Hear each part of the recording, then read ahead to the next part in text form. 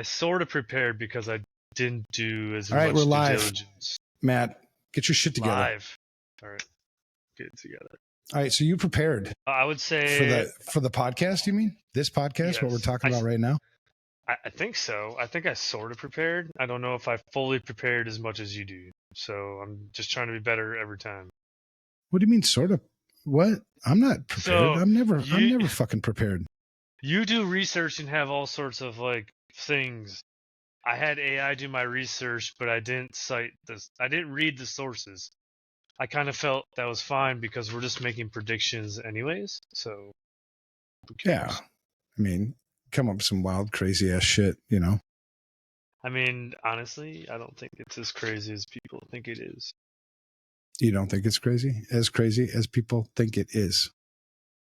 How many predictions do you have? I have 11, but it's 11 predictions? What the hell? If you peel it all back, it's really nothing's going to change because we don't change. So really, it's nothing. Yeah, maybe. So that's what the fuck? My version, I was, because you shared with me what those predictions were in that chat, right? And my chat GPT is better. Well, no, it's out of date.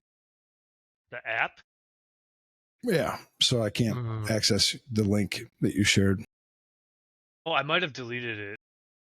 When I share it, I let you have it for like 3 or 4 days and then I delete the conversation. Okay. So I don't think it's an active conversation anymore. So you got to get it while it's hot, man. Get it while it's hot. Get it while it's hot. FOMO, right? Yep. Something went wrong with the stream. It's so today's January 9th. And for people that listen to the podcast version, Matt and I are live right now. We're always live on Thursday nights at 8 p.m. Central Time. That's Central, U.S. time. Central Time.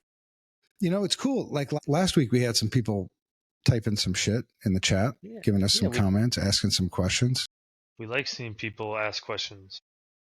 Well, ask easy questions. Don't ask any of the tough ones because you can ask Evan the tough ones. Fuck no. Don't ask me the tough ones. You're the Grandmaster. Grandmaster of what? I don't know. You got the beard and the things. You just need a staff and be a Grandmaster. You know how the beard started, right? COVID, right? No, it was before COVID. Huh? It was No Shave November. No Shave? Yeah, that's what they call it. And I was lazy and I just decided to keep not shaving. Nice. And then, one thing led to another. It was like January and Marlos was like, are you going to shave? No, I'm not shaving. But I did shave off. I don't know if you saw of 2023. I did see when you took it off. Yep. And you like freaked out. Dude, I have 3 chins now. We all have 3 chins. See? No, not everybody has 3 chins. So we're 9 days into the new year, 2025. What New Year's resolutions do you have? Just continuing to be the better me. Big one is being more active. So before the end of the year, I even started taking a spin class because up here in the Midwest, you know, it's not sunny. It gets dark, man. I need to do something. Walking outside in this cold isn't good anymore. So going to the gym, taking spin on a bike. Spin is riding a bike? Mm-hmm. It's riding a bike without a motor. Yes. I don't get that. What's the purpose? Yeah, I don't know. It's crazy for you Harley people. Yeah, if it doesn't smell like gas and make loud noises. Yeah. So do you make a Harley noise while you're pedaling your bike? I haven't, but I'll think about doing that on Sunday when I go. It'd be actually pretty fun. Because you're like pretty close to Milwaukee. Yeah. Actually, in 2 weeks, my friend from Louisiana, he's coming up here. He's going to the Harley place because he's taking a Harley class. He's a mechanic. Okay. Yeah, that'd be sweet as hell. I would marry a Harley mechanic. I mean, I'm not gay, but I'd consider it for a Harley mechanic. You did discuss that proposition last week. Oh, really? So I'm still on this. Yeah, yes. Okay. All right. So give me a prediction, man. Prediction 1 or prediction 11? Where do you want to start? You can start with whatever prediction you want. Let's give something interesting and then let's dissect it. Okay. So the first one, ransomware as a service will dominate. The Dominate. ransomware as a service model will continue to grow, making attacks more accessible to inexperienced criminals. Expect more targeted attacks on infrastructure and healthcare. This was from IBM. IBM. They're still around? Apparently. I don't know what they do anymore, but They used to have a saying that nobody got fired for hiring IBM or choosing IBM. I think that's still true. probably. They probably just fly under the, like, well, what's that for? Oh, it's IBM spend. Whatever. Do you have any ask IBM questions. shit in your environment? Not that I'm aware of, unless it's super old that no one wants to talk about. IBM went straight up quantum and AI. JG's here. What's up, JG? Sorry you're late. Had to shovel snow. I did not have to shovel snow. Oh, man. I feel sorry for you. He must be on the East Coast. Us in the Midwest, we don't have snow. Well, I'm here in Mexico. Never going to snow. Or in Texas. They might have snow in Texas or Florida. Those are things I heard. You know, there are one, might be two. There's a ski resort in Mexico. Really? Yeah. Mexico City is 7,000 feet. Well, shit. That's pretty elevation. High. Yeah, it's higher than Denver. And there's some mountain peaks that are like 5,300 meters, which I guess would be about 17,000 square feet. And there's snow up there. You know, there's snow in Hawaii. You wouldn't think that. Yeah, we should do a trivia show. Shit, I'm full of trivia tonight. Yeah, you are. You're crushing it. All right, so what do you think? Ransomware. You think ransomware as a service. What do you think about it now? Do you think it's a big thing? Do you think it's going to get better? Do you think it even matters? Yeah, they're always getting better, man. I think the attackers, especially the money-motivated attackers, are running their business better than most businesses run their business. So it's all, I mean, if you just because we do that a lot, right? In our work, we put ourselves in the mindset of an attacker, try to think like they think. And if you do that, you'll find that right now, the biggest return on your investment is ransomware, right? It's quick. It's depending on your target. If you target it right, it's a guaranteed payout. You know, if you hit anything, just about anything in the public sector, hit most things in healthcare. But I mean, shit, you could just stick with public sector. I mean, there's plenty enough targets there. The work effort, it's pretty minimal, honestly. Brain. You could do that. I mean, there are plenty of things you can do, you know, OSINT wise to identify some low hanging fruit and kind of work your way in.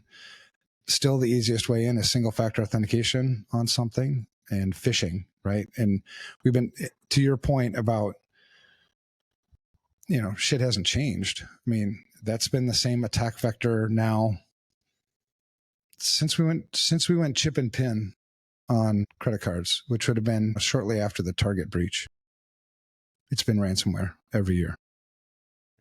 So, question about like the ransomware as a service, right? I think this is more talking about $49, $49.99 for an identity.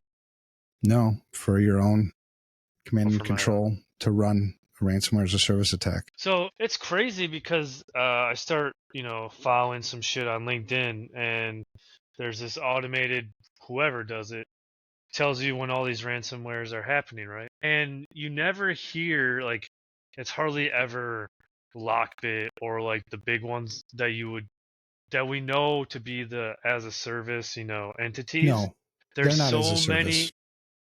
There's so many other like brand new names and groups coming up that are being funded by or run off of whoever these service providers are. Well, if you think about it, I mean, how hard is it? Yeah, if you go on pay and just say target them.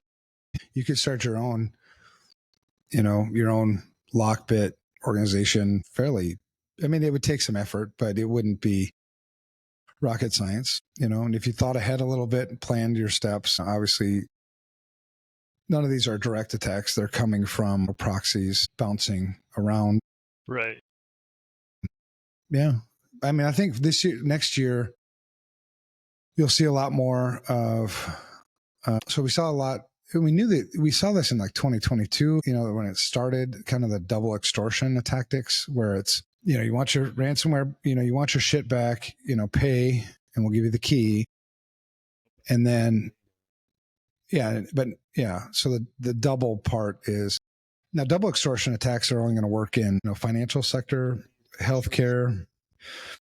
Yeah, it won't work as much in public sector. Now, public sector is the low hanging fruit, but they're so. I mean, you just think ahead, right? You get one step ahead of them. Ransomware, just as it was working great, and then people finally figured out how to air gap their backups.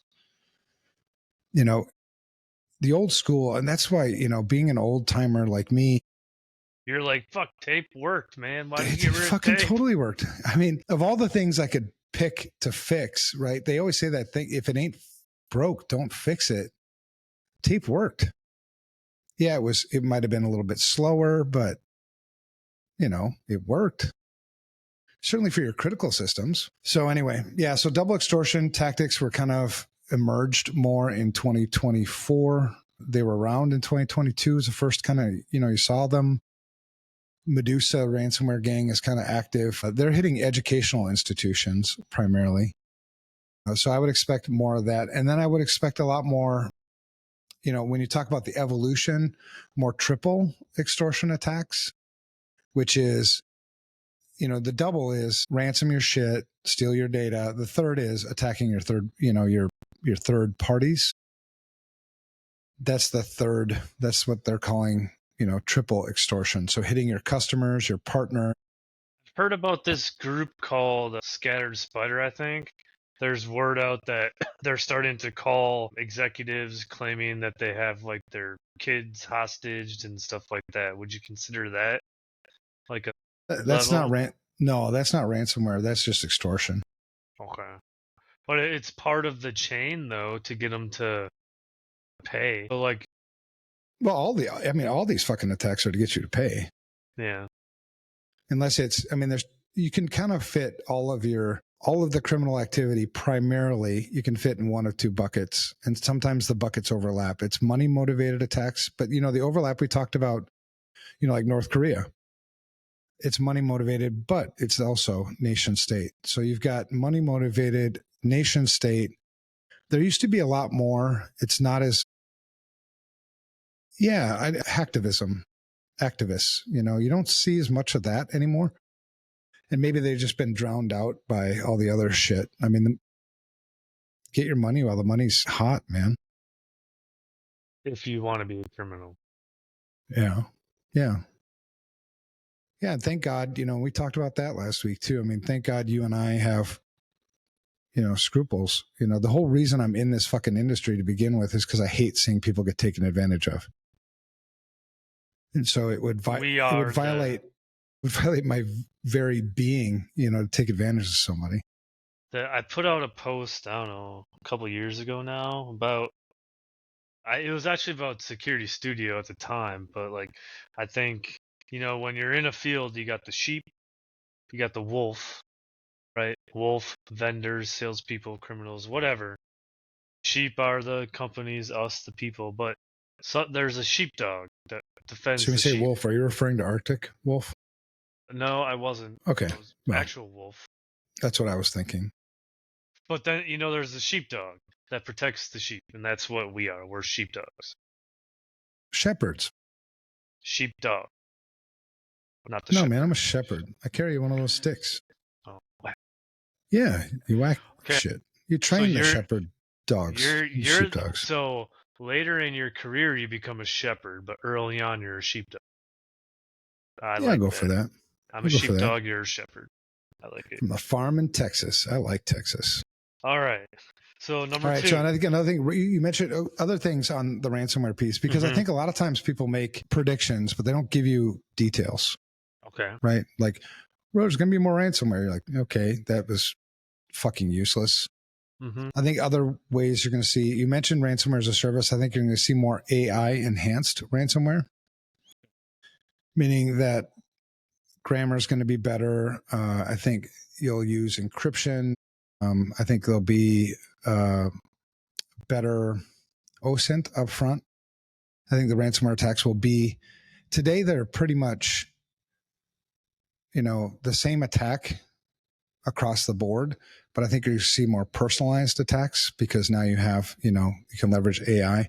So we won't call it phishing anymore. It's going to be all whaling, or it's going to transition from phishing to whaling.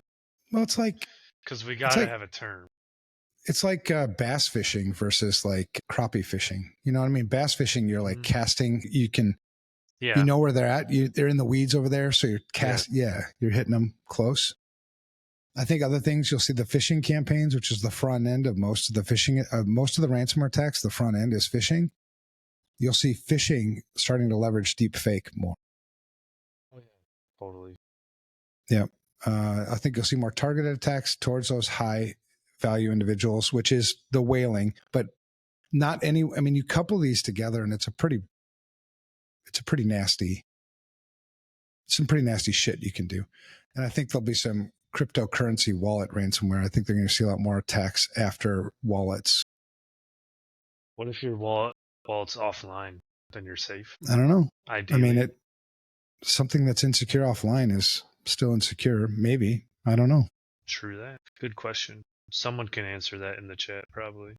Yeah. And if you're here, answer some questions or ask some questions or share your opinions. But I think the ransomware one is a no-brainer for 2025. You're going to see increased attacks, better attacks. It makes the defenders, our job, harder, honestly, which is good. I get paid well. So maybe I can get a raise next year. I think you're doing what you need to be doing. Yeah, and I get paid more than I'm worth right now anyway. So don't tell anybody, well, shit, this is fucking public, isn't it? You're worth whatever you want to be worth, man. Okay, so number 2 is AI-driven attacks, and defenses will escalate. So we kind of talked about the AI built into ransomware already, but what about AI from a defending standpoint? Do you think that's going to be a thing, or are we just too slow and it's all just fluff? This is from Gartner, by the way. AI will play a role in 30% of cyber incidents. I don't know. Anytime you mention a number in this industry, you got to... bullshit. I mean, if you've got some discernment, one of my wife and I were actually talking about this. We're Christian people, even though I swear a lot. I'm just a dirty Christian, I say. About, her and I are both of our top gift, spiritual gift is discernment, which means you just question everything, right? And it's a great gift to have, I think. Also first. Yeah, can be for sure. But I think anytime you mention some statistics, some number in our industry, it's almost always bullshit when you dig into it, right? I mean, where are you pulling that fucking data from? For number one, and if it's some study that was done, who did the study? Most of the studies done in our industry are done by people trying to sell you shit. There's very little research that's actually done without any bias. It's all in containers versus like full context usually. Right. Yeah, there'll be some study that 90% of all phishing attacks end up in death, and it's like done by somebody selling anti-phishing software or something. All right, so the thing is, what AI is going to do what to us? So it's just going to increase the sophistication, but is it going to help in response and detection from like a defender or blue team, purple, whatever the hell we call it today? I want to be honest with you, man. I don't really give a shit. I was trying to think how AI can improve my sex life. They have robots. No. They're pretty expensive. No. No, I don't know what the fuck you... Improve I don't know what you think of when you think of sex life, man. I'm not thinking robots. I'm thinking like with my wife. You're married. I'm not. But why are you thinking about robots? It's out there. You got to look at it, man. No. The day you start having sex with robots, we're done. We're done. We are not friends anymore. I'm not going to be hanging out with some dude who's fucking machines. All right. You got to be aware of everything that's out there. That's all I'm saying. Yeah. So I think, do you think it's going to help defenders? If you know how to use it. I mean, it's like all this shit, man. Every single goddamn, excuse me, I shouldn't say that from a Christian, but every single thing we have is just a tool. If you know how to use the tool, you know what the tool is used for, the right tool for the right situation, then yeah, you can use AI to do a whole bunch of cool things to defend yourself. But I the one thing Go ahead, man. I currently can't document my data flow or my network flow.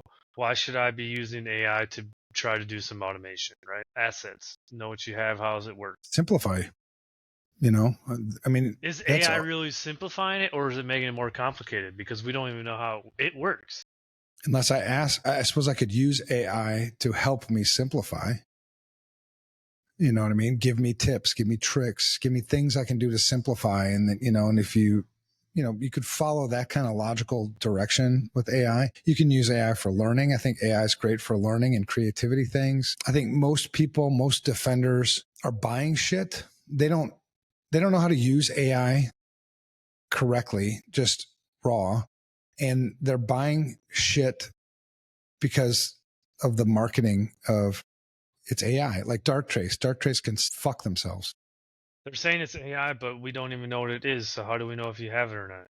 It's a Well, scam. and if you're a logical person, it's always garbage in, garbage out, right? So you're using AI for this tool, and I'm going to trust your tool, but you just put another layer of abstraction between me, AI, and my infrastructure and whatever, right? You just continue to put these layers of abstraction, which the goal is for you to understand, for you to get this situational awareness, to understand your environment so that you can defend it.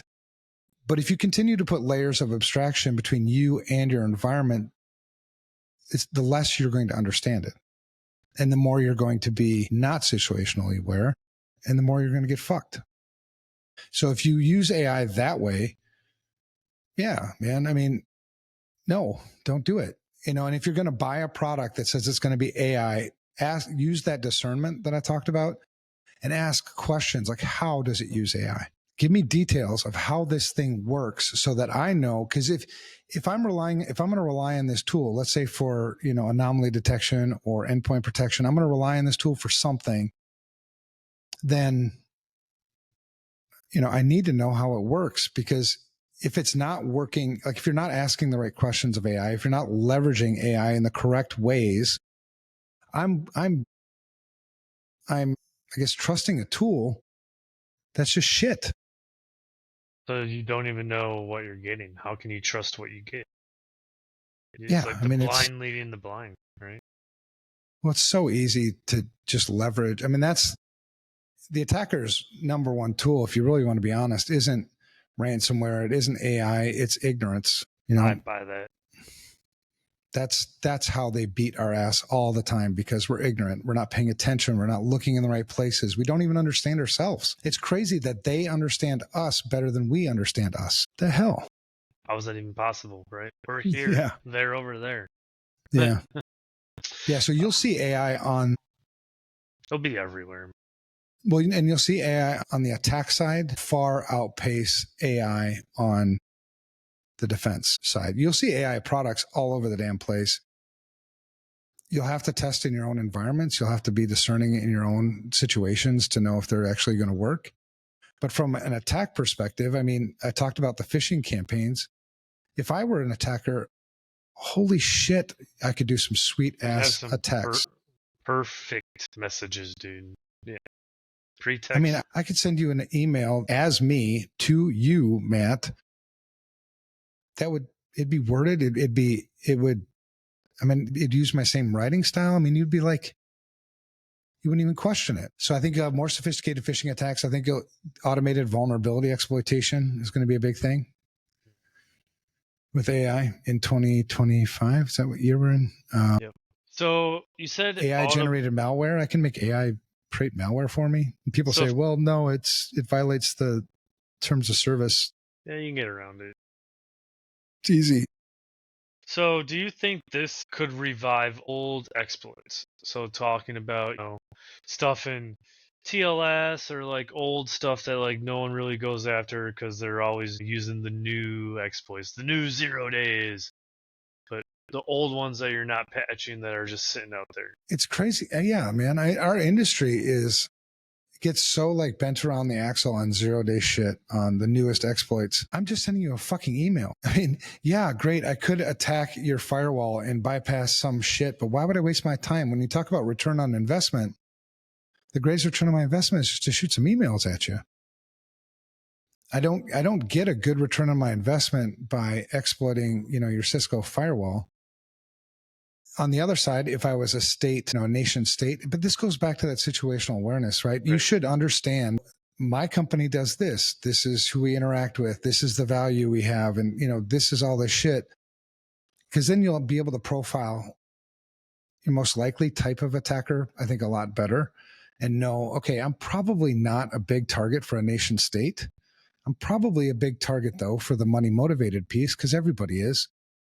And so thinking in that way, well, if it's a money motivated attacker, that's going to be the greatest return on their investment. They're not going to be interested in the latest and greatest exploit. They're just going to fish us. Too much work. It is too much work. I mean, when you think of, yeah, and we spend time, I've spent enough time in the dark shit, doing shit, to know that that's what they're doing. It's like, it's crazy. They got to be laughing at us sometimes. And actually, I know that too. They're laughing at us sometimes because we're spending all this time on the latest and greatest exploits and shit like that. And they're like, it still works. Yeah, this is awesome. I don't care. They still have that, that RDP server sitting out there that we're just tagging. Yeah. But I think you'll see deep fake voice and video scams a lot more with AI on the attack side, data poisoning attacks, I think. So attacking your AI, AI is 100% dependent on its data, right? If you can feed a whole bunch of shitty data into, Look at that Microsoft chatbot that went racist, right? Yeah. I mean, I could get your AI. And that's the thing. The more you depend on AI, the less you depend on your own logic. I'm starting to see more and more people just doing what they're doing because AI told them to do it, And so if you get into that mental state with your AI or your LLMs or whatever, and the data is poisoned, that's a nasty spot. So on the defense side, I think you'll have better automated threat detection for sure. Slower behavioral analytics, maybe predictive threat intelligence. Maybe we'd still suck at sharing data as an industry because I think we're afraid. Why are you yawning, Matt? I'm always tired. Don't worry about me over here. Do you need a shot of methamphetamine? No, I'm good. Okay. Let me know. I'm good. I'm in Mexico. We have that here. Slap myself and wake up. Wake up, Marine. Yeah, anyway, so there's a whole bunch of shit with AI. And I think it's not just AI, right? I think anybody who's going to be listening to a prediction about, more AI powered cyber attacks, look for what, right? And I just mentioned sophisticated phishing campaigns, more automated vulnerability exploitation, AI generated malware, deep fake stuff, and data poisoning attacks. That's what I would expect more of in 2025. So number 3, this one Look at my eyes, man. Look at me. I'm all crunchy. Did you say news or nudes? Okay. Cause you with that AI robot porn thing, I'm not sure if you're doing the nudes too. So IoT security will take center stage. So if no one listening is aware, this year, White House Cyber Trust Mark is this new thing that's going to be coming out. It's a label that you can put on IoT devices that essentially says you're trusted. And there's going to be 6 entities, I think, that are allowed to give out this. You said entities. Entities, yeah. Orgs, entities, whatever we want to call them. Titties. No, I just heard titties. Titties. 6 people that are 6 titties that are going to be able to certify these devices for security. So I was thinking about this, and I'm like, your sticker is probably better to throw on these things than anything that says cyber trust. Yeah, what are those? Do you still have some? Yeah, these stickers? Yes, the warning stickers, yes. That is probably a better thing to put on a device than to put on trust us, we made a secure IoT device. Are you serious? Trust us, we made a secure IoT device. Well, and that's what it'll end up being. I think it'll end up being a sales tactic, right? Because at the end, what's missing, I think across the entire industry, is just accountability. At the end of the day, your security is not my responsibility. Matt's security, I love you. I'll give you advice. I'll be here to help you, but your security is on you. My security is on me. Company X's security is on Company X. And if you get your shit fucked up, I wish we would. Well, and the way you would, I think increase accountability is if people actually suffer the consequences for their shitty choices. And so, okay, you're going to certify an IoT device. If I was a responsible consumer to begin with, I would have been securing my IoT devices anyway. And so what are you going to do for certifying IoT? You're going to make it secure by default? Or you're going to make it default deny from the get-go? And so I have to open and enable every single option that I want? That's too much work for normies. That's what I'm saying. I think, which then you just missed the most important thing, right? Are you going to force people to change their default password? That's probably going to be something.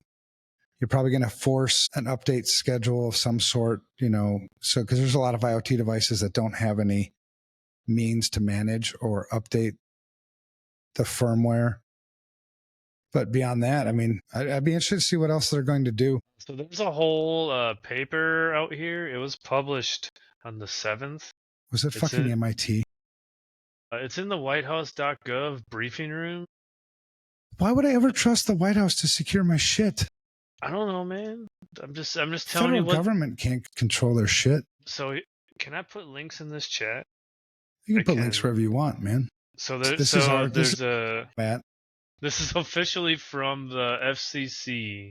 Make sure you give them links to that. Hey, make sure you give them links to that AI website that we created earlier. Oh, yeah, that good one. Yeah. All right. You have to again. Yes, and give me your social. No, dude. You just told too much. Now we have to change our strategy. So IoT, I don't know. I think it's going to be a buzz, but I think it's going to do nothing to change. It's been a buzz from the get-go, man.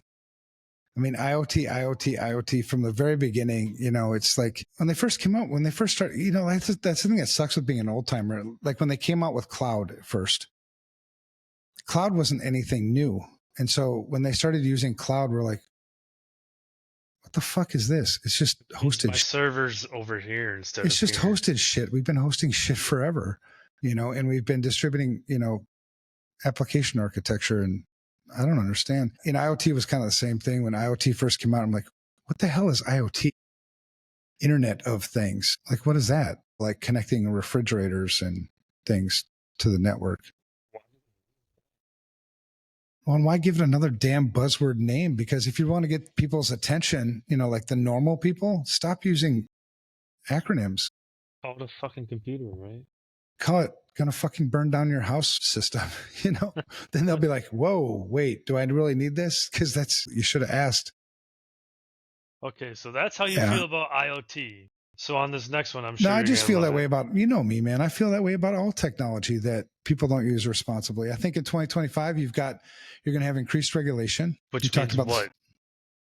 I think you're going to see probably some regulatory bodies that it's probably going to be industry specific. Why do we need to be industry specific? Because that's where it's going to go. It's going to be healthcare or maybe some public sector shit, maybe energy. It's going to be dependent upon, we're so reactive. It's going to be something dependent upon something that happened. And then there'll be NERC or FERC or something. Yeah. I think you'll have that. The certification you talked about is, that's like in process right now.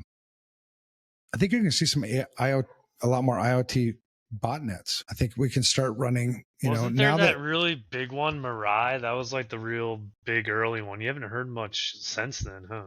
Was that running on IoT or was it just targeting IoT? I felt like my understanding was it targeted it to run on it. Yeah, I think you're going to see more because IoT, like what we do, we keep adding more lines of code, more functions to our IoT devices. And the more you do that, the more, an attacker can leverage those devices. So I think you'll start seeing more IoT used as attack endpoints. Yeah, IoT's always been just like the wild, wild west. So the next one, zero trust models will become a norm. Never trust, always verify is the future.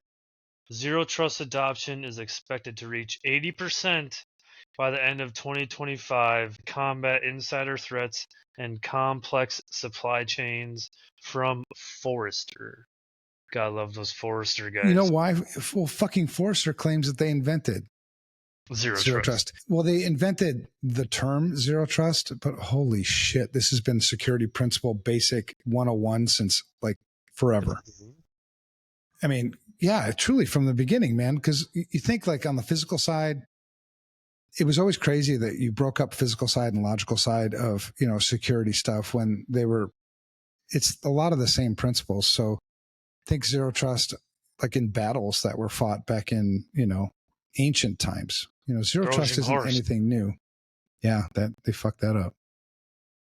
But so yeah, it's no surprise that Forrester mentions that shit. When you say 80% adoption, does that mean 80% of organizations will have it implemented in their environments? Just like everything else, at the end of the day, you as an organization need to just say, what does zero trust mean to me, to my org? There is no zero trust definition. Well, I mean, it's Because crazy. you can't close everything. Your business ain't gonna work. Well, that wouldn't be zero trust anyway, but it's, I mean, I suppose literally it would, but you look at the implementations and what they're pushing for zero trust architecture. I mean, look at NIST documentation. It's like, what the fuck is this? You know, we overcomplicate everything in this industry. It's not, if you just look at zero trust as default deny for everything, default deny for your network traffic, default deny, you know, ingress, egress. I mean, if you want to, so this is why an 80% adoption on zero trust in 2025 is complete and utter bullshit, because let's just start with egress traffic on your firewall. You're trying to tell me 80% of organizations are going to have egress traffic on their firewall now locked down to what's only permitted? So what would you say to the people that would say, my firewall doesn't matter because there is no perimeter, the identity is the new perimeter? Fuck you. That's what I would say. Instead of one perimeter, you have multiple perimeters now because you made things more complicated. Right. Yep. Now you can bring it back. Still have a firewall somewhere, right? It's still going to be important. I hope so. I don't know. I've always been a firewall guy, you know, from the, you know, early 90s. I can do amazing things with the firewall. I love firewalls. Shit. Firewalls are like awesome. I mean, because tells you everything you need to know. Well, there are no attacks if there's no network. If you can't get to me, there's no attack. Right? So how am I going to control network traffic? How am I going to control you getting to me and me getting to you? How am I going to control all that stuff? It's either going to be a zoned kind of firewall, right? Where you've got, you know, your traditional office network, internet, that is a zoned kind of network, or you're going to have to go to micro for segmentation. Right? But either way, you still have to have a firewall. I mean, what is it permitted to communicate to what? If you want to do zero trust, that's what it is. I mean, that's what one part of it is.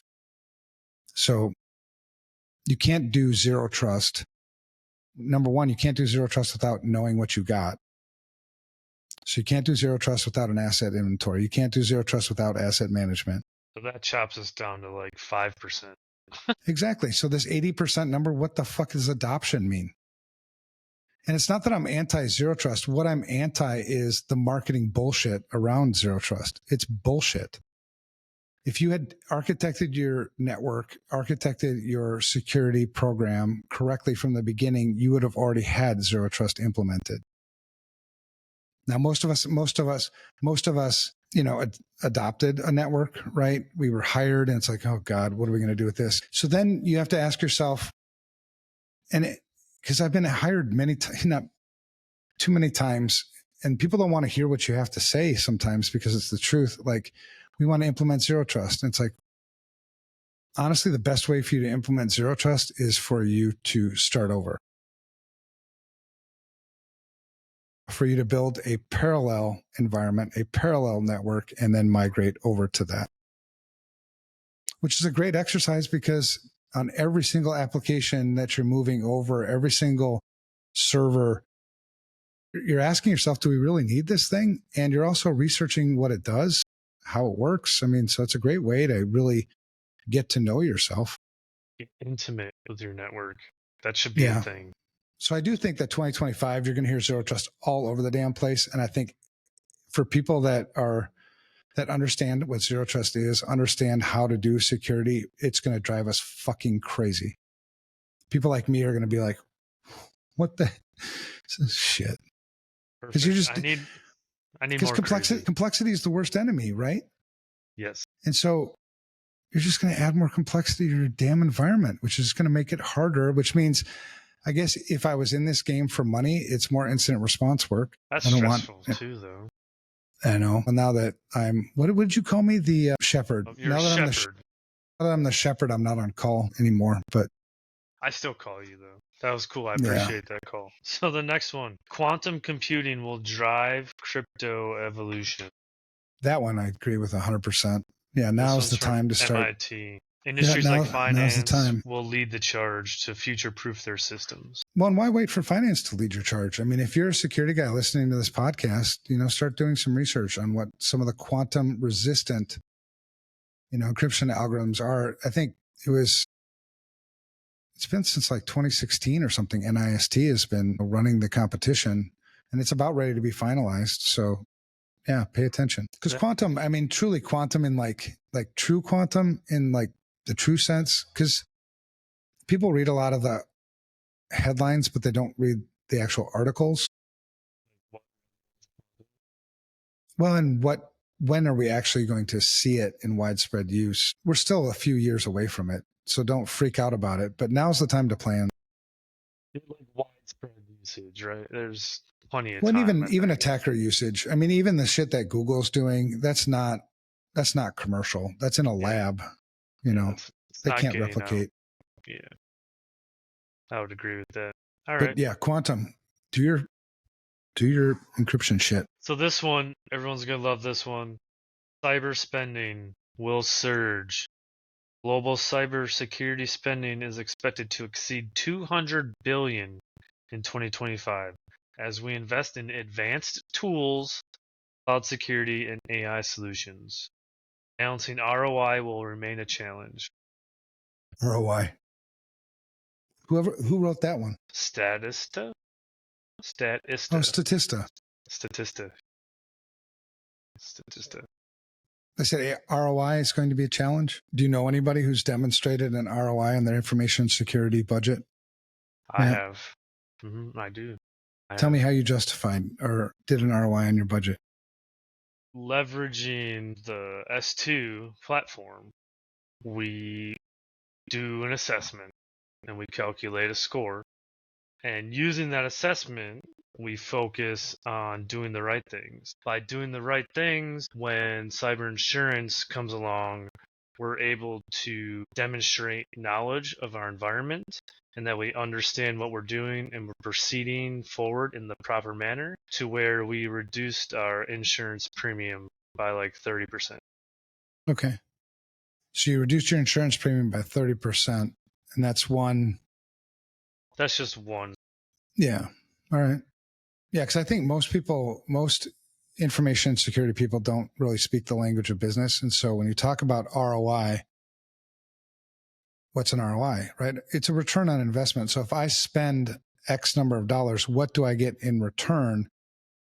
And the get in return, if you're speaking the language of business, is money. Am I getting more? And it's really two areas, right? Am I getting more sales, revenue, top line, or bottom line, profit?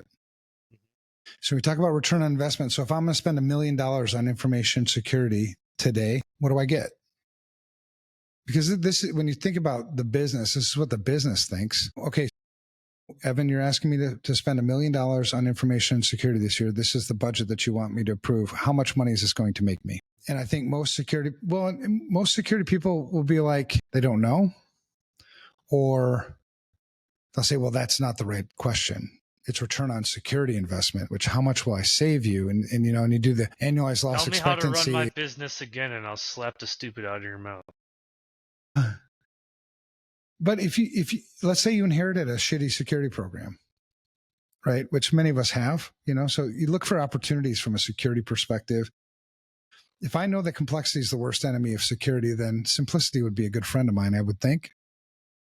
And I also know that if I want to be effective in defense, I have to understand myself. I have to understand the situation, right? So if you want to talk not return on security investment, just return on investment. Let's say, we did an asset inventory. We need one anyway, right? And in that asset inventory, when you do an asset inventory, you're talking hardware, software, and data, right? Just go hardware, software for now. And let's say we found X, 20, 50, 100 applications in this environment that we're not using, that we're paying for, but we're not using. Or there's duplicate functionality in this application. So let's say, me doing my security stuff, I find that we can get rid of 50 applications and save us $250,000 this year. How much did that cost? It's those kinds of things that I think would really help us as security people if we want to be listened to more. The language of business, and it was Warren Buffett who said it, the language of business is accounting. It's not fucking security, Yeah, man. So the question, what was the prediction? The prediction was that you'll have more budget. People will spend more money. But we're still going to have a hard time on ROI. So how does that why? make It's sense? because you're fucking misspending the money too, by the way. Would you rather, let me ask you this question, Matt. Would you rather misspend an information security dollar or not spend an information security dollar? I'd rather not spend it, because that's the right answer. You don't have to defend it the next time. Every time you're going, it's doing something. Yeah, I totally agree. And at least you're not fooling yourself either, right? You don't have the false sense of security thinking, well, we got that covered, when you didn't know what you bought anyway. You didn't know how it worked. You're not using it right. Yeah, man. In terms of the budget, because that's how a lot of people measure how much they're doing with security. You ask people like, tell me about your security program, and tell me how great it is. And they'll say, well, we spent $2 million last year on information. Yeah. I don't give a shit how much you spent. What did it do? Do you have an asset inventory? No. Well, then why the fuck did you spend $2 million? Help me understand this. If we can't justify ROI, how are we getting more budget? So I guess or just an industry? The industry. So I guess the better question is this increased spend really around businesses increasing their budget, or is this venture capital money being poured into startups that are gonna fucking do shit or whatever? I think it's three things, man. I think it's emotion based. We talked about this, I think, too. It's the emotion based purchase. It's the FOMO, the fear of missing out. It's the fear, uncertainty, doubt. It's the emotion thing that drives a hell of a lot of sales in our industry. I think also our industry is really, really, really fucking good at marketing bullshit. Yeah. So people buy into if you don't have the discernment, if you haven't taken the time, you buy into the hype. Yeah, I need that shit too. I think I want to sit at the table and talk about how I don't know how to use it. Yeah. Yeah. And I think the third is, I hate to say it because I'm always feel like I'm ripping on our industry, but we need more good practitioners, people that can think like the business, right? I've been a CISO for a number of companies over the years, and I always felt like I needed to be prepared to demonstrate how I provide value to this business beyond just loss prevention. Loss prevention's that's the easy out, right? The loss prevention. Well, I'm going to, stop the attackers and shit, but how about, will I make us more money? And actually I learned this. I was in a board meeting and I was giving, this is 15 years ago, maybe. I was in a board meeting presenting the results of a company's information security risk assessment. And I was their vCISO. And the CEO stopped me kind of mid-sentence somewhere. He said, Evan, will any of this make us more money? And I'd never been asked that before as a security person. So I was like, shit, I don't know. Let me come back to an, I was just completely caught off guard. But it was such a great experience because when you feel really uncomfortable, wisdom comes from that experience with pain thing. And that was really painful because I felt stupid, You felt like you weren't prepared and all of that. Right. So now I've always been prepared to answer that question. So, Evan, will information security make us more money? Where I start then, just to demonstrate that we're on the same page, top end or bottom? Because I want to know, because I can position the security program to make us more money on the revenue side, or I can position the security program to make us more money on the profit side. Which are you most concerned with? And if it's on the top line side, well, then try to figure out ways where you can streamline, make more efficient, simplify the things that make us money. Because in every process that I can simplify, that's a friend, right? Instead of a 20-step process, from a security perspective, a 2-step process is a hell of a lot easier for me to secure.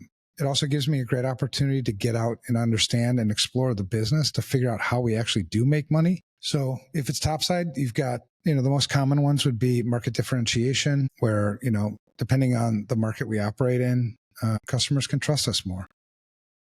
We'll sign up customers more. Customer onboarding, because, if you're in the finance industry, third-party information security risk management's a big thing.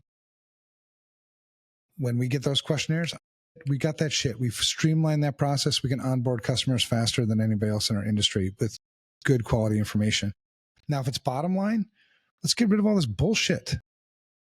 We probably have 20 security tools running in this environment that nobody uses, nobody leverages, that we can consolidate. That's the way to approach. And then I justify my budget. My budget is justified, and the best way to justify a budget too, it's crazy. It's risk. This game is risk management, right? And so who makes the risk decisions, me or the business? You want the business to make the decisions. Right. And the business might delegate that risk decision making to me. Certain decisions, right? Yeah. Yeah. So we make these risk decisions. These risks are unacceptable. For us to mitigate these risks, it's going to cost X. But in order for you to do that, you're going to need to have some level, some quantification, right? And that's why we use, the S2 score, right? Your scores are 479 today. Awesome, by the way. Thanks, brother. Well, and I learned that the hard way too, man. I got my ass kicked at MGI Pharma, which is my last real job. CFO was always on my ass. He was a peer of mine too. And I was like, dude, I could take you out back and beat your ass, lose my job. But that's the cool thing. I think we spend so much time in our industry fighting business when we can really learn a whole hell of a lot. So if you wanted to justify your budget, it's a hell of a lot simpler than, it's not easy, it's hard, but it's simpler than we make it. It's also easier if it's smaller and you have less tools. You're spending less money, easier to defend. Kind of logical there. And look for those wins. Like you got your win at that, the 30%. You now are going to get invited to the party. People want to talk to you. You're saving us money. You're making us more money. That's a great place to be, man. Yes, sir. All help from the shepherd. Shepherd? All right, so number 7. This one always irks me. Talent shortages will persist. Cybersecurity skills gap shows no signs of closing, with an estimated 3.5 million unfilled positions. Automation and diverse hiring pipelines will be critical to meeting growing demands. Cybersecurity ventures. Okay, so is there really 3.5 million unfulfilled jobs? Or are a lot of them just BS? Is my first question. I don't know. Most of the shit that comes from cybersecurity ventures, I think, is bullshit. My second question is, why are managers not training their people? Why are we saying you need to come in and you hit the ground running? Bullshit. You gotta train people. The first thing you do in the Marine Corps or any military, I always go back to this, is you get trained. Months, weeks training. Then you contribute. Why does it not work that way in business? I don't know, man. I think there's such a disconnect between hiring and the talent pool. You know what I mean? There's a lot of things that are broken in the hiring. So the 3.5 million, I don't know. I have no idea where that number comes from. I know that. And you've also got like open positions. You've got a lot of companies that don't know that they need, and then if they do know that they need, they don't know what they need. And so you have a whole bunch of companies like, take this for instance, I was talking to a group of MSPs. I'm like, which of your customers today doesn't need information security leadership? And they're like, well, all of them do. I'm like, where are they getting it? Who's doing it? Who's your contact, and why aren't you helping them? Right. And the motivation for you should not to be how much money can I make off this company. It should be how much value can I provide to this company. Yeah, right. Don't try and sell me another module or another service. Help me get better first. Yeah. So I think you're going to see. So one of my predictions for 2025 that isn't on your list is, I think, a real surge in VCSOs, virtual chief information security officers, because there's a huge fucking need for it. Now, who's going to fill it? I don't know. I mean, we're doing our best to try to help fill it, but it's a lot of demand and there's a lot, and the supply is short. So I think you've got this. Maybe I need a You've got side gig. Yeah, you do. We've got organizations that don't know they need help, but actually, they do. And there's lots of reasons why they don't approach the market. They don't approach the market maybe because it's intimidating. They have misconceptions. It's going to be too expensive. There's lots of reasons. And then you've got the people who recognize they do have a need. They have no idea what the fuck they're looking for.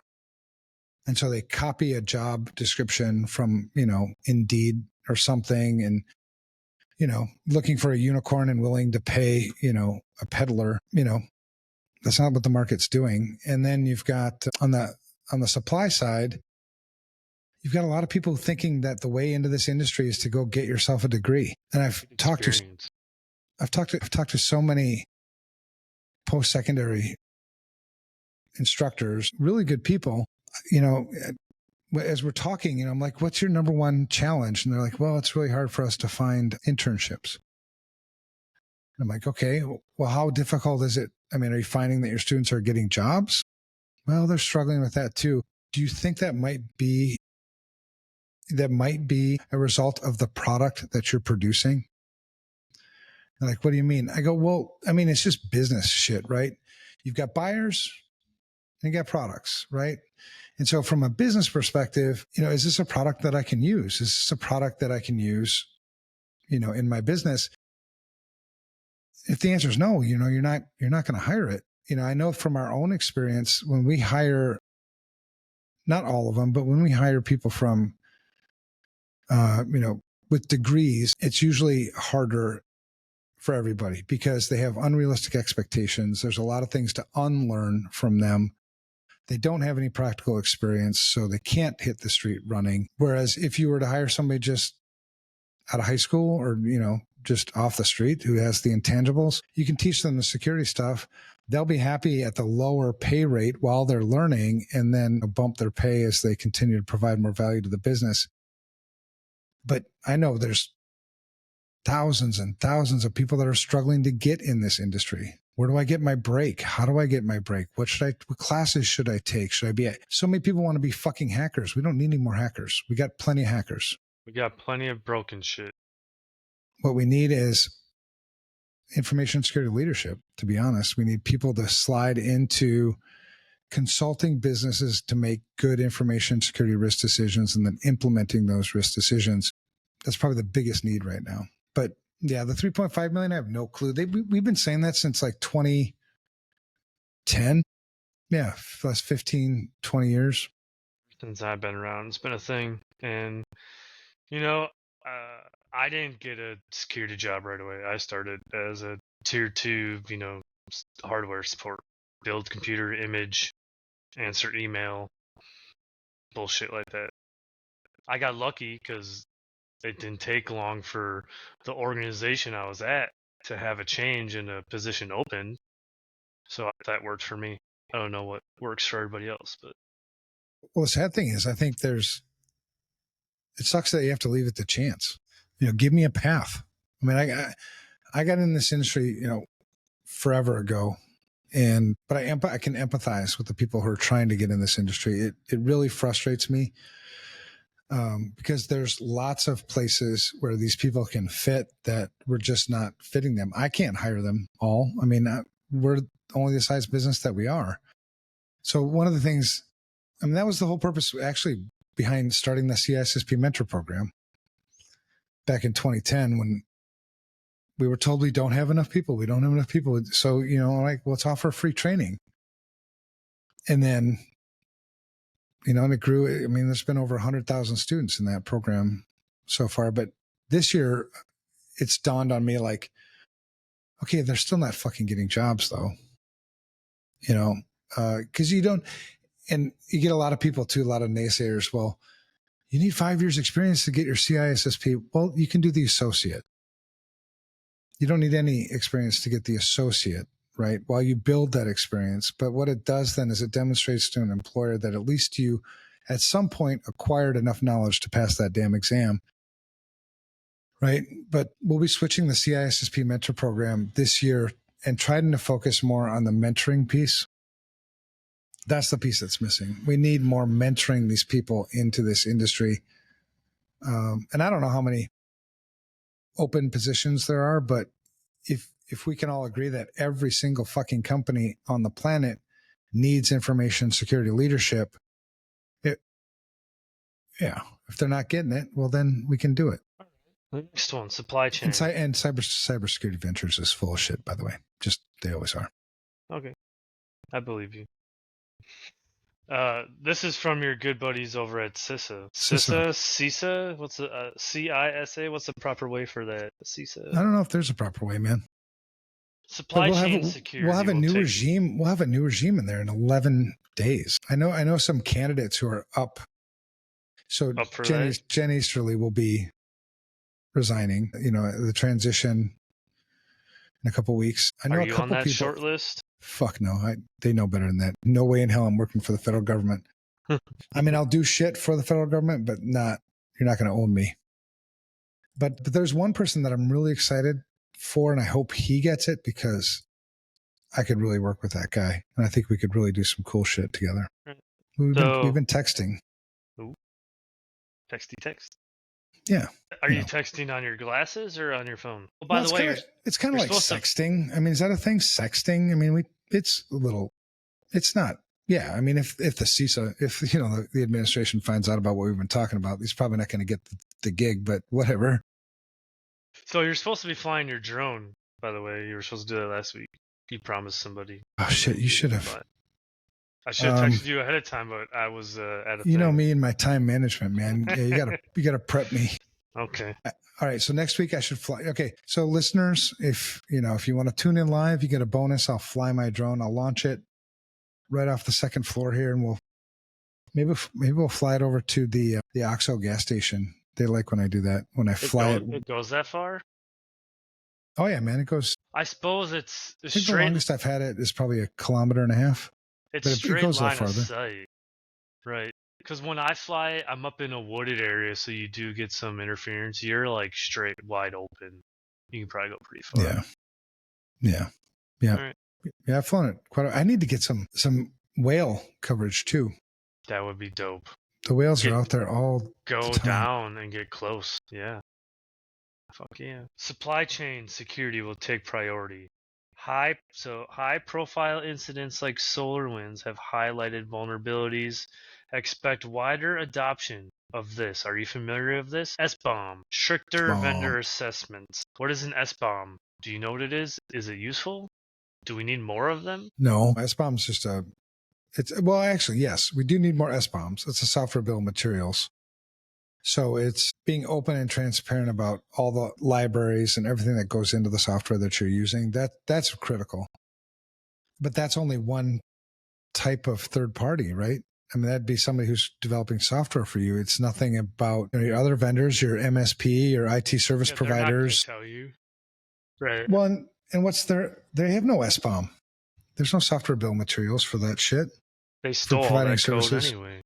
Yeah. So what needs to prevail here is just common sense, man. I mean, The vendor. Well, third-party information security risk management, like everything, we complicate shit. It's not that complicated. It's essentially a 5-step process, right? Number one, you have to inventory your vendors, your third parties. Who are you actually doing business with? And people struggle, with that part. Well, go talk to accounting. You're paying them, I assume. So inventory is step number one. Step number two is classify, right? Classify based on potential impact, right? So high, medium, low. It's, make it as simple as possible. Make the mediums and highs go through the risk assessment. The lows, you can just cycle to next year, right? So you'll start kind of culling, your third parties. The ones that make the high ones are the ones that you really want to focus on, right? Those are the ones that could that could fuck your business up the most. So send them risk assessments. Set some sort of threshold, some sort of objective criteria that they need to meet, right? So you're not picking one out over the other. And then, yeah. I like this idea of evaluating your vendors exactly how you evaluate yourself. That'd be a great idea. Is there any type of tool out there, that does it? Dude, are you leading again? Yeah, Security Studio does that. I try to help out where I can. We're gonna have to have you or them or somebody as a sponsor. No, but I know, but we're rebooting that thing. But yeah, it only makes sense, right? I mean, practice what you preach, because then it also helps you when there's lots of reasons. Yeah, and plus, like if your third party, your vendor doesn't meet your criteria, when you challenge, because it can get pretty intimidating, right? Especially like when you're talking to like Wells Fargo or some big company, and you're like, well, we need you to do this thing. And they're like, why? I mean, if you're eating that same food, that same dog food, you have a why. I mean, it feels less intimidating. It also, it feels more empowering, because there's a lot of people that don't do third-party information security risk management because they know that they suck. But it's okay if you suck. The fact of the matter is, you're the damn customer. You can demand whatever the hell you want, except for if it's from Microsoft. Sign the damn EULA and migrate. The way. Yeah. But in terms of the increased, we've said that for years too. I mean, I hope so. I mean, I really do. Most of your not most, well, probably most of your attacks are coming directly or indirectly through third parties. I tell you what, I do have a win on that too. Having a couple conversations with some of our business partners and, slowly start to try and roll this third-party assessment thing along, right? You can't just drop it in. You got to move it slowly. And I got a business partner came and told me that they got contacted from one of our vendors that they had a cyber incident. So we were able to take proactive steps, verify what they have access to, if anything, block email for a little bit, block the domain, kind of shut down any sort of potential impact until they told us that they were all clear. That's fun. That's cool, man. It's awesome when people come to you with that kind of stuff, like, because if I'm not, assessing 10 vendors or 100 vendors, it like doesn't feel like you're making progress until something like that happens. That's cool. Very cool. So yeah, that's my story. Thing. Tout that shit without posturing. Tout that shit without being an egotist. You know what I mean? Because it's those success stories that draw the business people in. You know what I mean? When you go too far and you go to the ego side, then you become intimidating. And then nobody wants to hang out with you. Can just show and demonstrate these cool things we do. It's not all negative shit all the time, right? We can do cool shit. I mean, I come off as very critical a lot, but it's primarily to the shit in our industry. But there's a lot of things to celebrate. I mean, the shit you're doing, we've been working together informally as friends, you know what I mean? And we've just to see the success that you've had, where at your job is amazing, right? And so finding those opportunities to then leverage that to continue the progress, right? There's still a hell of a lot of work to do, but, baby steps sometimes.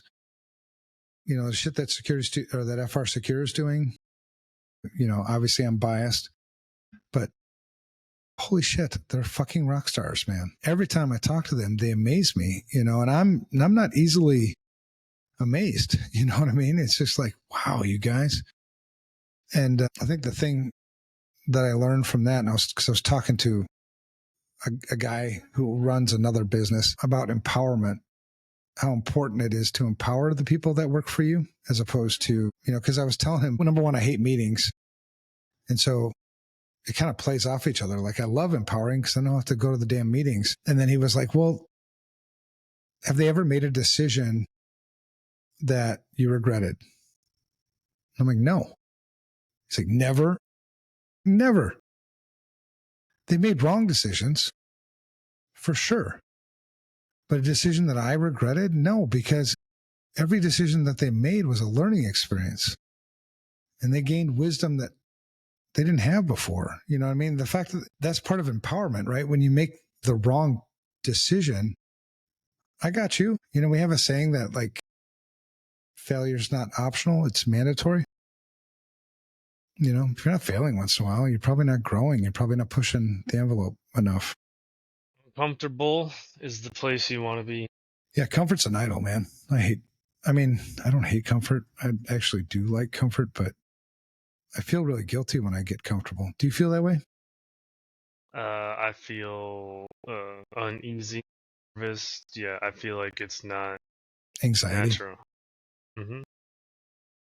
And then I sit with it. I sit with it and I get into self beat up versus actually doing something else or embracing it. So I kind of have a negative thing I get to continue to work on there. Yeah, I like that.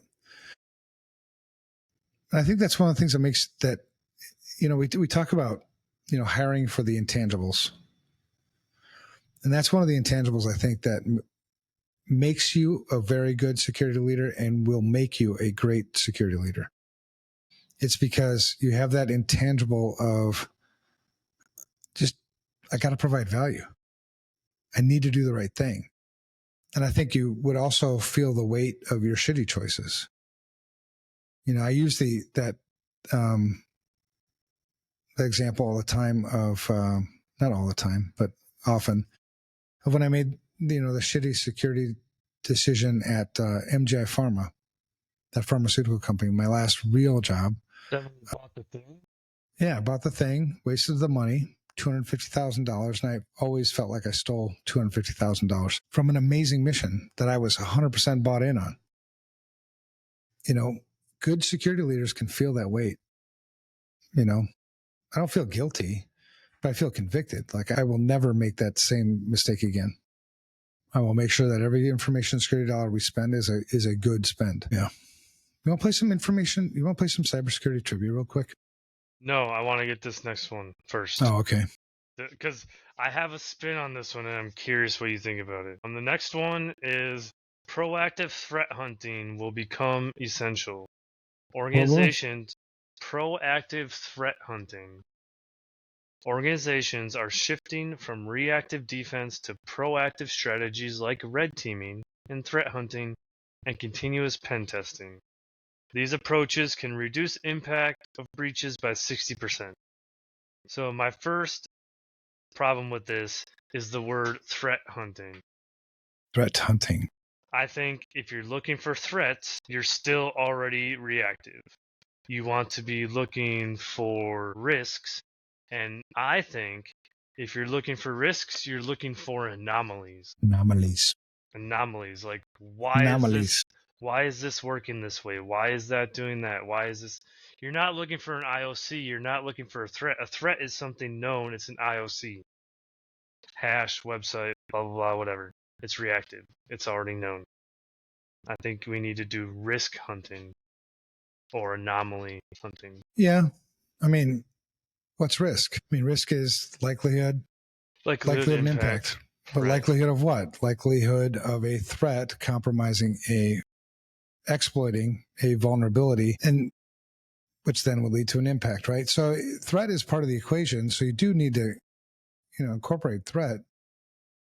And people, when you say vulnerability, they automatically think, well, software vulnerability. Vulnerability is a fancy name for weakness. It's just a weakness. It could be a weakness in the front door, a weakness in a wall, a weakness in a person, a weakness in, technology, whatever. Now, weakness or a vulnerability without a threat is zero risk. And same like infinite threats, but I have no weakness. That's also no risk, right? So I think threat hunting combined with vulnerability management, I think if that's what they're actually doing, right? Because a lot of people don't understand the words that we're using in this industry. They say threat hunting, because threat hunting in the traditional sense is to go look through your network, look through your systems, look through everything to see if you've already been compromised, to see if there's a threat there. Well, that is reactive, Yeah, I suppose. Now, if you're spending time, doing threat analysis, understanding threat feeds, understanding, the situation, again, back to situational awareness, what threats do we face? That's very proactive. So in my definition of threat hunting, it's, I think, much broader than looking in my environment to see if there's shit here. So I think I'm agreeing with you on that front, but also, there's a great education opportunity here. What is risk? Risk is the likelihood of something bad happening and the impact if it did.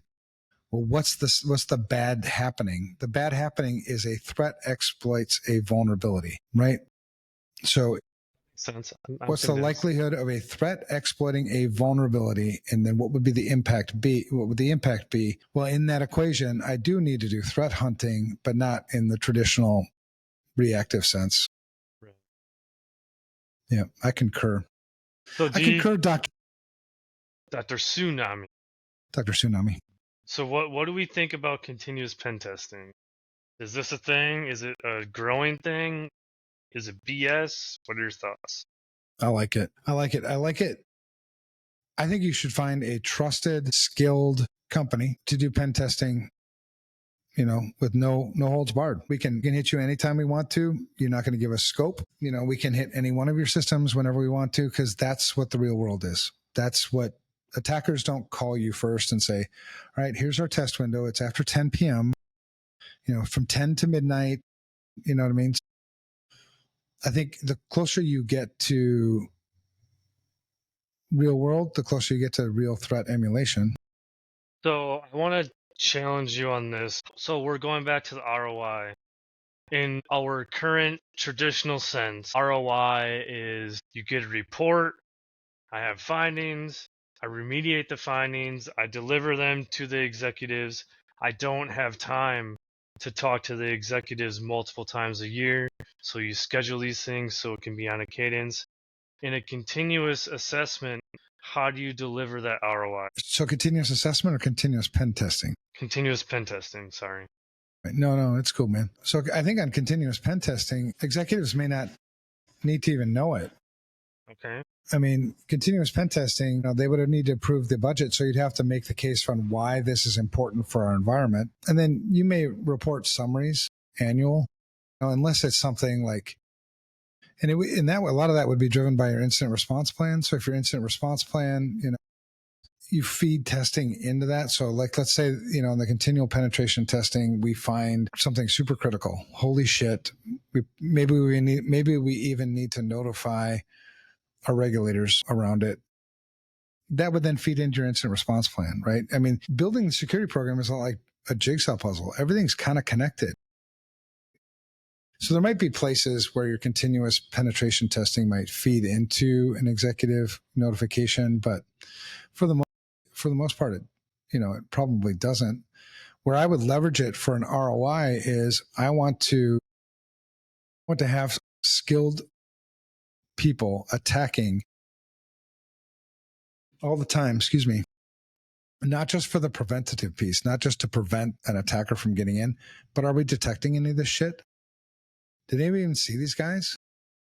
And also on the incident response, because if I've got the bases covered on that, I would know when they exploited something. I'll be alerted, right? Well, hopefully. And if I didn't, well, there's a great ROI right there, right? I mean, now I can close a gap that I didn't have, I didn't know about before, so a lot of times you'll marry up, the penetration, the continuous penetration testing with your blue team, and yeah, it's, And then so there's definite ROI there in terms of communicating with the executive management. It's going to differ. So they're not communicating with the blue team at all.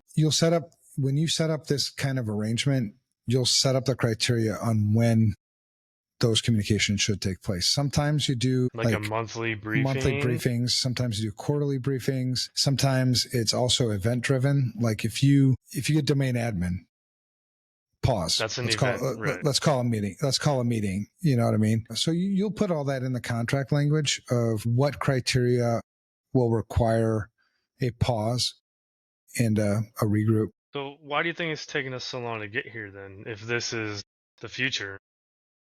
Dude, we've been doing this for a long time. I don't know why people haven't been doing this forever. I mean, I've been making this case, I think, because most people were doing penetration testing for the longest time. They were doing it because of a compliance driver. Yep, check the box. And so there's no requirement for me to do continuous penetration testing. So why the fuck would I do it? So I think what you're seeing a shift generally. When this is a positive, right? So let's do a positive. So we're influencing the business more, maybe? Yeah, I think, so let's go through a positive. One of the positives about our industry is there are more and more companies who are doing security stuff because they want to do it right. By a large margin, compliance is still the primary driver, but I think it's diminished somewhat over the last 10 years.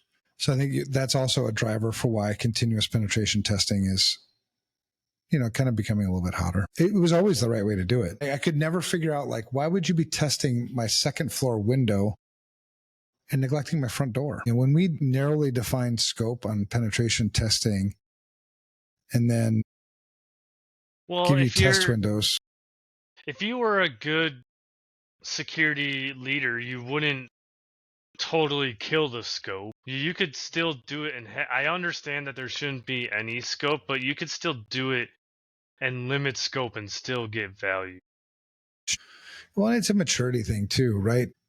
Information security is always the things I would do in a mature information security program I would never do in an immature one, right? You have to take these steps to get here. But when you get to a spot when you're talking about continuous penetration testing and all the value you can get out of it, at that point, you should be able to demonstrate the ROI to get that budget to do it, right? Because you've matured it that much and you know how to use it, right? It's just like tools, like any other tool. This is a great tool that I can use to close the gaps that I don't know about on prevention, detection, and response, Yeah. I'm a huge proponent of continuous penetration testing with the right. That's another thing too, man. I mean, who do you trust? Yeah. Who do you trust?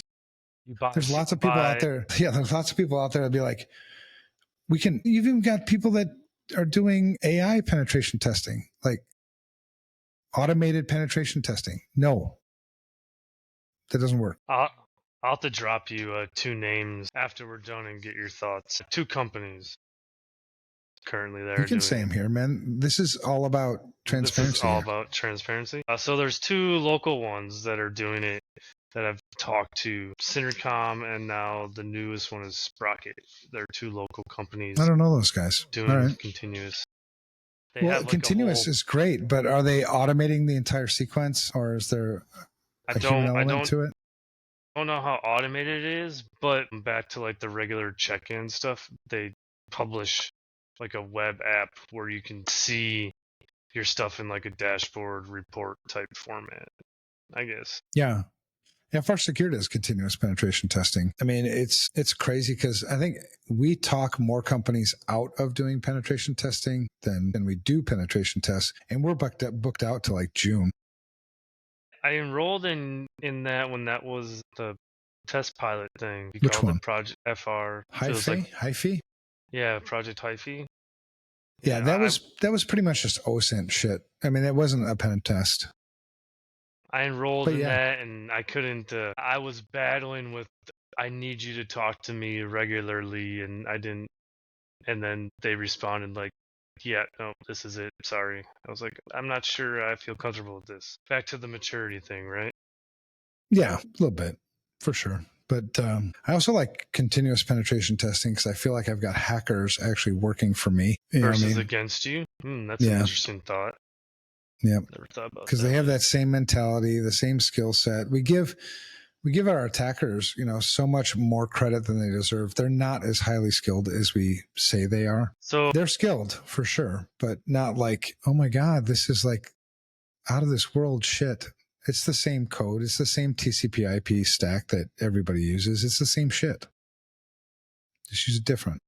So then, what's the difference then? Do I want a red team or do I want continuous pen testing? Red team is hacking, right? Define what the difference would be. I mean, for me, the red team. I mean, you don't have to define it here, but I think for yourself, define what the difference is. I think what's logically jumping out at me is continuous pen testing is from an external vendor. Red teaming is from inside. So ideally, you probably want both, I guess. I would start with the external vendor because That's I what mean, the attacker sees. a good vendor.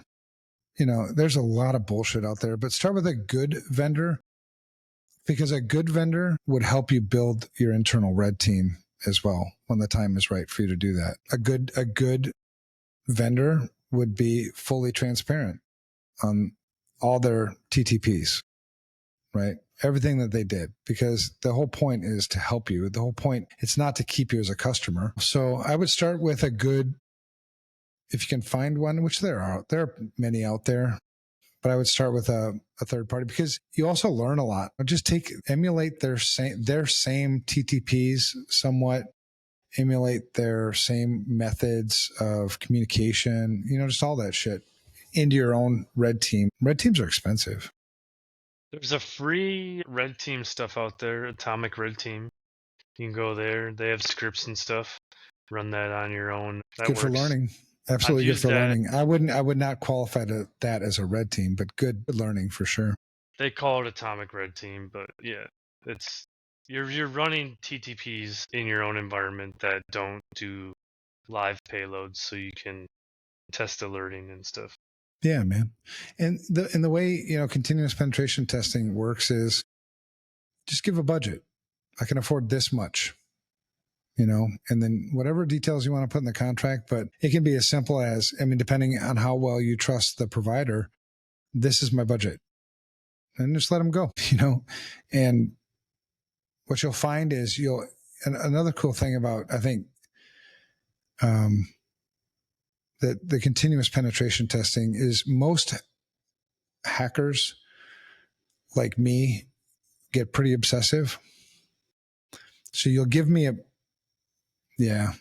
boundary of like, from the company I'm working for might give me a boundary. All right, Evan, you have 4 hours or 6 hours a week, a month to work on Matt's company. Well, if I find something interesting, I'll be like, I'm going to go deep. You know what I mean? And you'll find that I think a good hacker who's just curious and shit will end up spending 20 hours because they found something super interesting. You get that kind of stuff with penetration testing as a service where you won't get that on a scoped penetration test because it'll be very much project driven. They got hit the timeline for the report and You have booking a the project next manager project. associated with it. Yeah, you're not going to get the same value. Interesting. So I had For one sure. more, but you wanted to play a game. No, give me one more, dude. Okay. The last one, regulatory pressure will intensify. Governments worldwide are tightening cybersecurity regulations, from GDPR enforcement to critical infrastructure mandates. Businesses will face more scrutiny, non-compliance risks, hefty fines, and reputation damage. From Veronis. Yeah. Yeah, there's definitely going to be more regulatory scrutiny. Definitely. You saw that toward, in the middle of 2024 and kind of the end of it, certainly in the healthcare industry. Yeah, there's going to be more regulation. Does regulation and scrutiny mean accountability? And does it lead to change?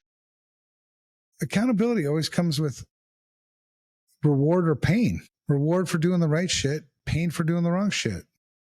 It's that simple. Do we do hefty fines right now? I thought we already were doing fines. Don't do hefty fines. What's what are you a going to hefty? Find? Exactly. We haven't seen the outcome yet of like CrowdStrike. We haven't seen the outcome yet of like Change Healthcare from, last year. But okay, what's going to happen with Change Healthcare? Well, they're going to lose, there's going to be some fine, something. I mean, who knows what the end result is going to be, but let's say it's like, let's go on the high side. Let's say it's going to be $500 million. It's not going to be that much guaranteed because it's not. But so say it's $500 million. They won't give two shits. It's not even a hiccup. That's not accountability.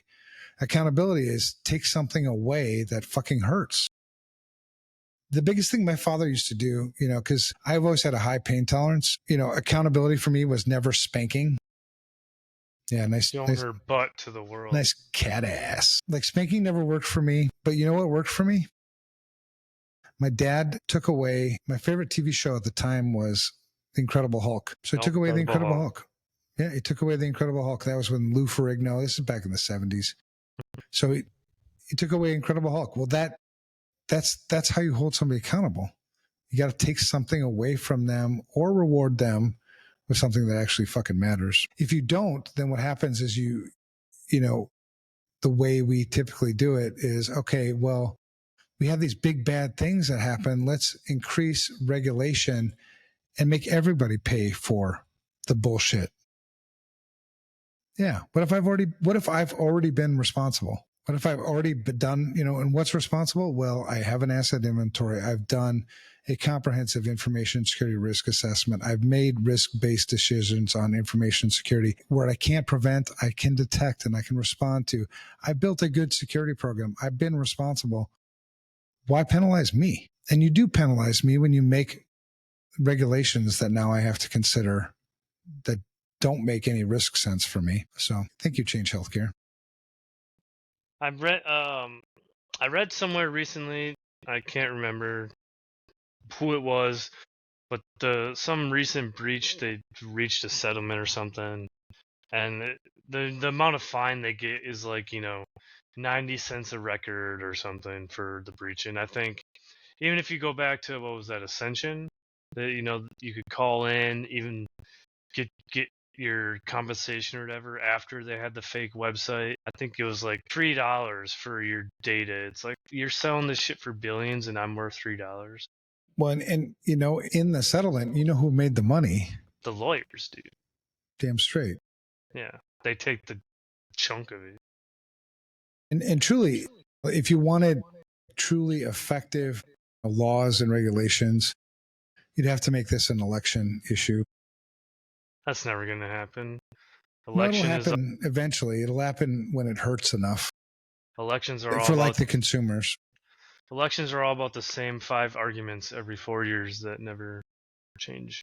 Yeah. So this is the game. This is the game we're going to play in future. This episode, I'll just give you an example. Green light, like in Squid Games. No.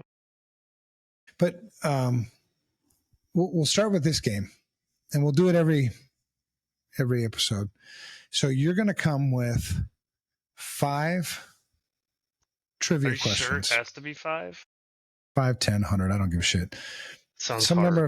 number of trivia questions related to information security. Now, they can't be like outrageous, like, things that nobody would know. They should be things that, more people should know. And I'm going to come with the same. And so we're going to do this every episode, and we'll do it earlier on in the episode where it's like, and we'll just, because I'd like to interact with the people, the listeners too. I want to, if they can answer it before you, so if you're asking me the question, If they can answer it before me, I don't know. We'll have to figure out something. Give them points or for free. Well, shit, I got to figure out a budget for that. Yeah, something like that. And then, so you've got a competition. Oh, yeah, for sure. So we'll have a competition between us and any of the listeners or viewers, and then a competition between me and you. And then the winner of the competition between me and you gets a hamburger when you come down here again from the other person. All right. So I'll give you a couple of examples of like questions that are legit, but not like super crazy. You know what I'm saying? All right. So I'll give you one question. Which company experienced a massive data breach in 2017 that exposed the personal data of over 147 million people? What was that?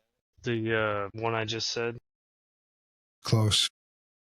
No, it's not. Accenture's the consulting company. The whatever you call it. Good question. And then we'll put a time limit too. Like we'll do a countdown timer. It is Equifax. Yeah. And we'll put a timer on these questions. So then, I mean, I guess if you can search it quick enough, great. If you can't, then whatever. I said Accenture before. I meant Equifax. I know you did. We need to go back and edit that. You gotta correct me. I ain't gonna edit that shit. I ain't gonna edit it.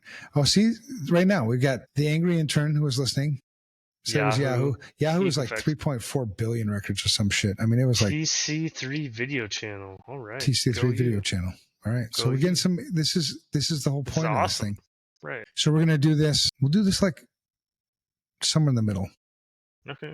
In future episodes. Okay, here's another one. What hacker group is known for wearing Guy Fawkes masks? That's anonymous. See? There you go. You don't have to go like super crazy with this shit. Okay.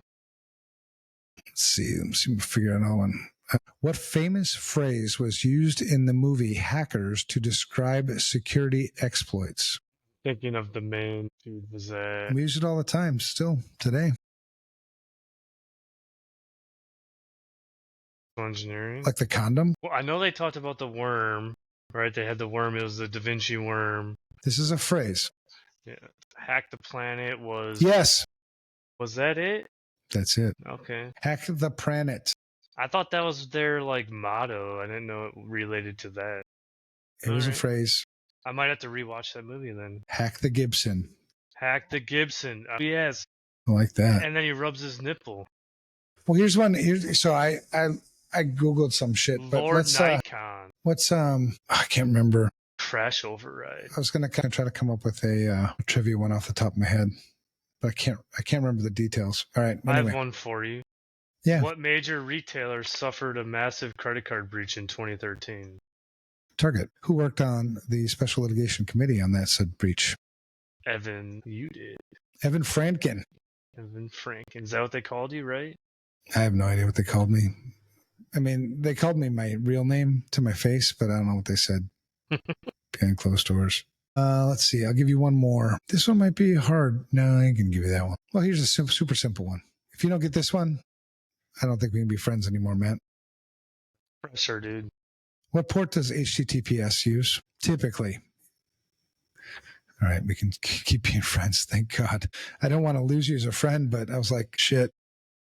Why did the hacker bring a ladder to the office? Oh, this is a joke. This isn't trivia. It's general security fun to get over the firewall. I don't think that's the same as to get over the... No. It's not. I would not bring a ladder to the office to get over a firewall. That's what the hacker did. How would you get through a firewall? The way we used to get through firewalls. So the first firewalls, here's a little trivia. Access to the management interface? No. Well, I mean, maybe you could. But here's some trivia stuff. Like the first ways to get through firewalls before the first versions of firewalls just blocked packets. Didn't maintain state. So you had no state. So you could spoof you could get through all the firewalls by changing the flags in the TCP header. You have shit, I can't remember how many flags anymore. But the three-way handshake, right? SYN, SYNAC, and ACBAC. So I could send you a packet. I could send a packet to something on the other side of the firewall with a SYNAC, for instance, right? Set those two flags and then get the firewall let that go because a SYNAC is a response to a SYN packet on the way out. There's already something happening. Now, and then we started building stateful packet inspection. Now, then it would maintain state. That actually complicated things a whole fuckload. So then it was convincing or figuring out ways into the network where you could plant backdoors to call back. Go out through egress, right? Yeah. Yeah. So that's when we started, using a lot of tools just to get people to execute something, whether it be through email or a download or a website drive-by. That's still a thing, by the way.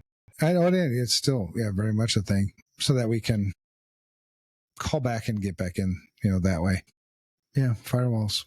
But never to use a ladder to get over a firewall. Maybe I didn't do it right. What's a hacker's least favorite kind of candy? Smarties, because they can't crack them. Oh my god, that's you got to come with better. You got to come with better trivia shit next week, man. Yeah, I just tossed this into AI real quick and said, "Give me some fun ones." I mean, the first ones were all like technical, like port 443 TLS. Like, what is that stuff? It feels like we're doing a SysP prep then at that point. What's the most common password found in data breaches? Password 1? No, 1 2 3 4 5 6. You've now lost. I'm expecting a hamburger. Where are we going? There's a lot of places I haven't been yet. Really? Remember, dude, we don't go out that much. You're just not as fun as you used to be. I'm diving a lot. We went to the north side. Check this out. My boss got me here. Let me go get it. I'll be right back. All right. So what am I supposed to do while you're gone? You talk. That's fine. What? I'm still here. Where? Like, here's a good one that you could use. What does the acronym CIA stand for in cybersecurity? Confidentiality, integrity, and availability. There you go. Right? So it doesn't have to be some kind of like crazy ass shit. Yeah. What is that? Out. So my boss got this for me for Christmas. It's a world map, but it's full of dive sites. So it's dive sites all around the world, and then the legend tells you like what type of dive is it? Is it like a shipwreck? Is it a reef? Like what kind of animals are there? Well, here's another thing we can do, because we got to close this podcast up. But okay, here's another thing you can do. The Angry Intern is also a certified diver. I don't know who else was listening tonight that is a certified diver. If you pick a place to go dive, let's go do it. If you got a place on that map where you're like, I want to do this one, then let's go do it. Goals and go. Yeah. I like that idea. Yep. All right. Well, that's it, man. We can do the podcast from there. We could do the podcast there. So, okay. So predictions. Sounds like a lot of chaos, a lot of shit. I have closing thoughts. Should I read it? Sure. Cybersecurity is evolving at lightning speed. 2025 will challenge businesses to stay ahead with proactive, innovative technologies and strong collaboration. Collaboration is a challenge. You guys need to be better at that. Stay tuned for more insights. Don't forget to like, share, and subscribe. Yeah, I don't do that shit enough too. Yeah, come interact with us. If you find any of this entertaining on the YouTube channel, and subscribe. I don't do this. I mean, I started this thing just because it gets shit off my chest. We're not trying to make money. No, fuck. No, I suck with money. But, the cool thing is, InfoSec to Insanity is, security people like me were nearly insane. I think sometimes it really feels like we are. Normal people think we are. Yeah. So the ability, that was the original motivator for getting this thing started. And then, I was having a guest every week, a new guest every week. And then Matt came on and I was like, I kind of dig talking to Matt. And so, Matt's become my co-host, and I had a name for my damn self. So Matt is Tsunami. He's a man named Sue. I don't know what my name is. I had one and I should have written it down, but I forgot it. You'll remember it at 4 a.m. tomorrow. That's cool. Yeah, I'll probably remember it one of the 3-4 times I pissed in the middle of the night tonight.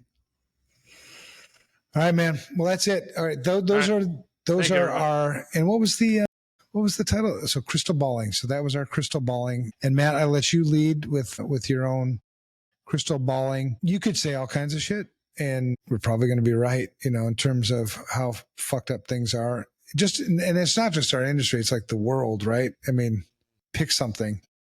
My biggest thing is, I think at the end of the day, we as defenders, as practitioners, we need to get better, and I don't think technology is going to solve the problem. And not fix people with technology. Get that through your thick skull. Not yours, but somebody else's. I agree, man. All right. Good show. All right. I ended the stream.